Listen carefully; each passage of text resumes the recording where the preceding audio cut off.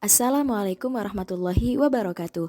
Kami dari kelompok 17 PKK semester 6 Universitas Muhammadiyah Lamongan ingin memberikan edukasi kepada masyarakat semua mengenai isolasi mandiri.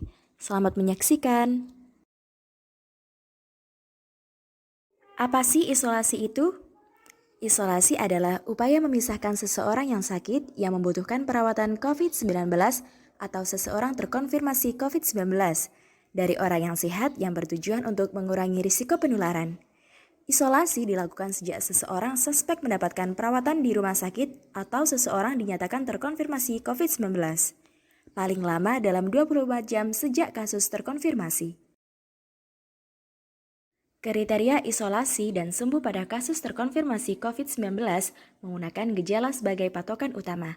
Yang pertama, pada kasus terkonfirmasi yang tidak bergejala atau asimptomatik. Isolasi dilakukan selama sekurang-kurangnya 10 hari sejak pengambilan spesimen diagnosis konfirmasi.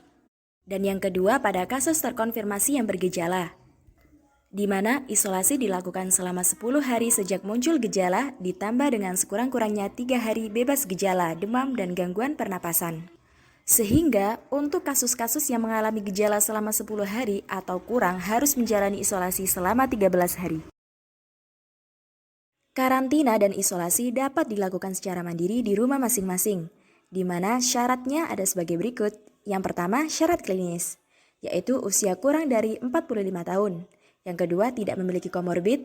Yang ketiga, tanpa gejala atau bergejala ringan. Untuk syarat rumahnya sendiri, yaitu yang pertama, dapat tinggal di kamar terpisah. Yang kedua, ada kamar mandi di dalam rumah. Jika tidak memenuhi syarat rumah, maka kontak erat atau kasus suspek yang tidak memerlukan perawatan rumah sakit dapat menjalani karantina di shelter karantina desa atau kelurahan. Jika semua orang yang tinggal serumah merupakan kontak erat dari kasus terkonfirmasi COVID-19, maka kontak erat dapat dilakukan karantina di rumah selama memenuhi syarat klinis dan syarat rumah. Protokol isolasi mandiri. Yang pertama, selalu memakai masker dan membuang masker bekas di tempat yang ditentukan. Yang kedua, jika sakit atau ada gejala seperti demam, flu, dan batuk, maka tetap di rumah.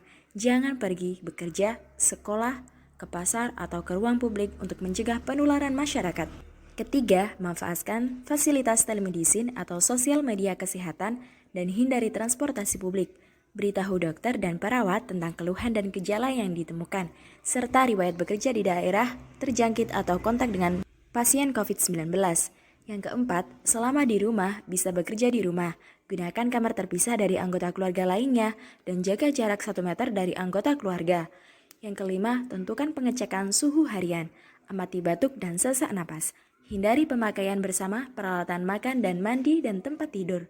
Yang keenam, terapkan perilaku hidup sehat dan bersih, serta konsumsi makanan bergizi, mencuci tangan dengan sabun dan air mengalir, dan lakukan etika batuk dan bersin. Yang ketujuh, jaga kebersihan dan kesehatan rumah dengan cairan desinfektan. Selalu berada di ruang terbuka dan berjemur di bawah sinar matahari setiap pagi, kurang lebih 15-30 menit. Dan yang kedelapan, hubungi segera fasilitas pelayanan kesehatan jika sakit berkelanjutan seperti sesak napas dan demam tinggi untuk mendapatkan perawatan lebih lanjut. Sekian edukasi mengenai isolasi mandiri dari kelompok kami, kurang lebihnya mohon maaf. Tetap jaga protokol kesehatan, semoga bermanfaat. Wassalamualaikum warahmatullahi wabarakatuh.